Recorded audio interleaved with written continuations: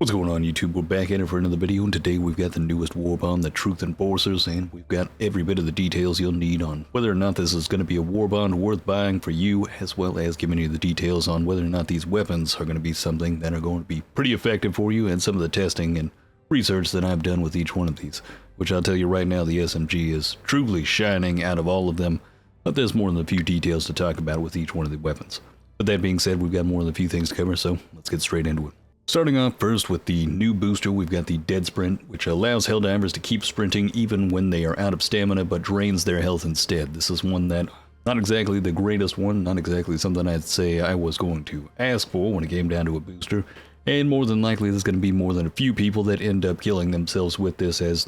the first time that I had this active, I had no idea this was actually happening. I thought I was just running into gas or barbed wire and just losing some health. But in general, the only thing that's indicating that you're actually dying from not having enough stamina right now and just draining your health from running is the simple fact that your screen just starts to highlight red, similar to when you're injured or getting fired at by many different enemies, which in a lot of instances may end up being one of those moments where you're running away from enemies. You may not even notice that you're ending up out of stamina, continuing to run, and then ending up pretty much running yourself to death like some of those old horses from spaghetti westerns back in the day. This one might be a little bit frustrating. It's not the worst booster I've ever seen inside of this game, but overall it may be one that ends up killing more than a few Helldivers in the coming future until they've gotten acclimated to it, and I would highly suggest looking at all the different boosters from some of your teammates, or if you're throwing this one on, at least let your teammates know, otherwise there may be more than a few accidental deaths from running. Coming up right after that, we do have the new armor passive Unflinching, which helps prevent Helldivers from flinching when hit, which, well, I will say this was another one of those that I wasn't exactly asking for when it came down to it, but I will say the passive itself is working quite well. It is reducing the flinch by almost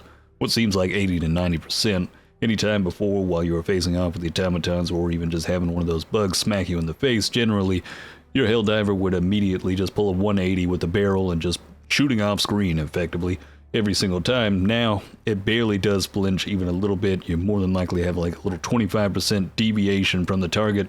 and you can actually keep on target quite well now that this unflinching is a part of this passive, and using it for the extensive period of just unlocking everything from this Warbond, it did seem to perform quite well, and I was enjoying it. I may still be using some of the other armor passives over this, but as far as the passive itself, it is working as intended. And coming up right after that, we'll start off with the weapons. We've got the SG-20 HALT, which is going to have two different ammunition types. This seems to be the trend that they will be going forward with within the game when it comes down to certain weapons, as we've already seen with the recoilless rifle and the autocannon, which for both of those it seems to work quite well, but with the HALT it seems to, well,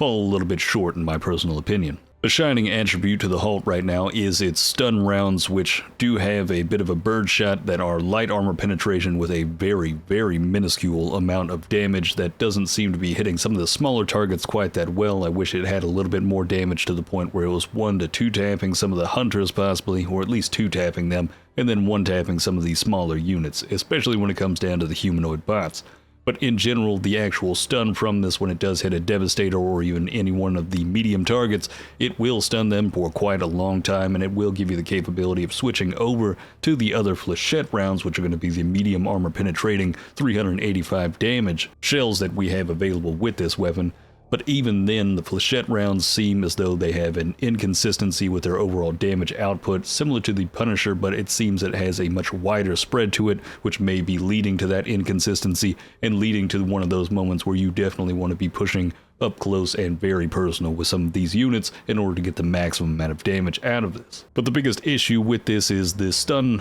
rounds are excelling with this, and you can pepper spray into some of those crowds of Devastators or even crowds of some of those Terminid, and it can work out quite well. Sadly enough, they will not be able to stun the Charger, but they will stun the Hulk if you do hit them in the back end weak spot, and give you about a 1 to almost 2 seconds of time down with some of those units. But the biggest issue that I had with this weapon is consistently trying to switch over from the stun to the flechette rounds as quick as possible and making it feel comfortable instead of clunky. It felt a lot more clunky than it should have, and I really wish that in the future they'd possibly implement just double tapping the reload button in order to switch over to the other shells, as there was a multitude of different times where I would try to hold the reload button to switch over, and in the process of trying to do it quickly, or even in the process of one of those moments where I was completely out of shells on one side, it would begin to reload instead of actually trying to switch over to the other shell, and as soon as I hit right on the D-pad or left, I would end up pulling out the grenade or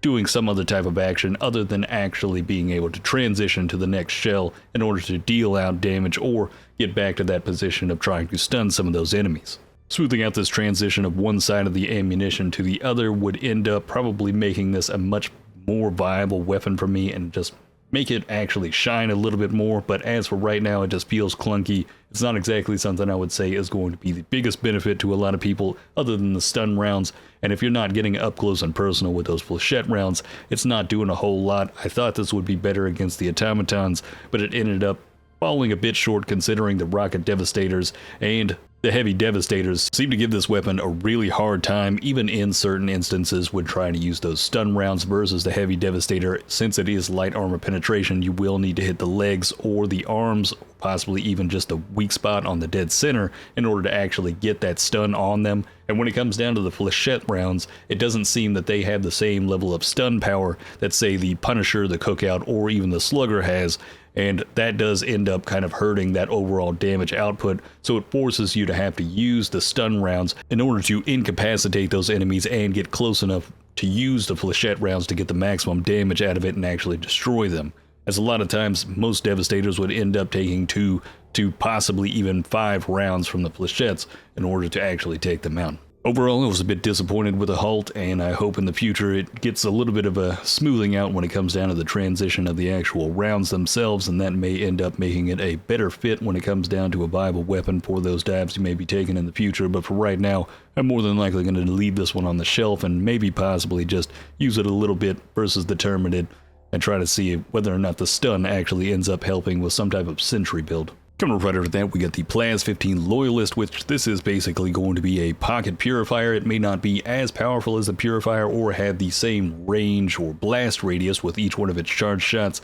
but it will have some devastating damage to it. You will be able to 5-shot the rear end of a charger, but generally you will need to get direct hits with it for it to actually get that 5-shot capability. It doesn't seem as easy to be able to shoot underneath them or shoot somewhere near the ground of the back end in order to get that blast radius encompassing that weak spot. It does seem you need to get those direct hits, but it can get that done. It'll be 2-shotting the Hive Guards. It'll be 2-shotting any one of the Bile Spewers as well, which is really nice to have from the secondary, and 4-shotting any one of the Brood Commanders or Alpha Commanders, on top of being able to 1-tap any one of those little Brood Warriors as long as you're charging it up. But it also has the same capabilities as a Purifier right now of spamming those rounds out in order to get some of those targets down as quickly as possible without having to do the full charge. But I would suggest fully charging this weapon, as it will give you the maximum DPS and the maximum benefit of the weapon itself. And when it comes down to the automaton side, it will be able to 2 to 3-shot any one of the rocket devastators. It will be 3-shotting any one of the devastators you'll be using this against. It can 5-shot heavily armored tanks if you hit them in the back end weak spot,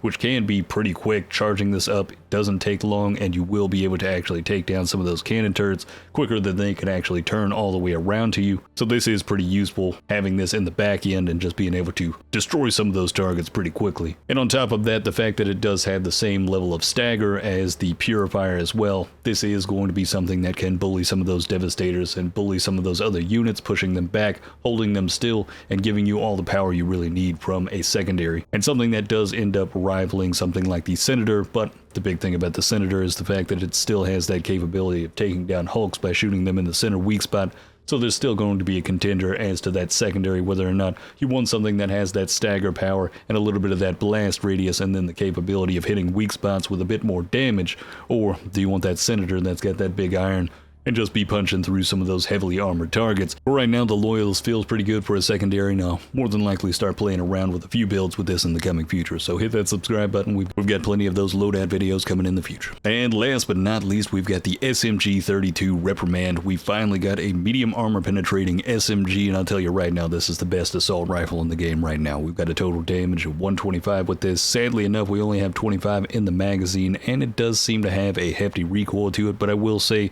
the recoil recoil does not feel like it kicks anywhere near as bad as the Adjudicator. So if you were somebody that was a little bit comfortable with the Adjudicator but didn't like the recoil pattern of it, more than likely the Reprimand's going to be a very easy weapon for you to utilize. And for anybody that maybe isn't the greatest with recoil control, crouching with this weapon will completely diminish most of the kick, and it will be very easy to control this weapon, especially with its fire rate. But overall, this weapon is excelling at facing off against both sides of the fight. The Terminid, it is crushing through those smaller units, as well as just being able to melt through some of those medium type units, like the Alpha Commander, especially if you're landing those headshots, which will be pretty easy, especially with this weapon. Even if it does say that it has more recoil, it's very easy to manage it. And when facing off with the automatons, this thing is one-tapping Devastators left and right. You are able to chew through any one of those rockets Devastators as long as you're hitting the seat or even the legs. The high damage with this up to a 125. It's insane that none of the other assault rifles even have any type of damage close to this,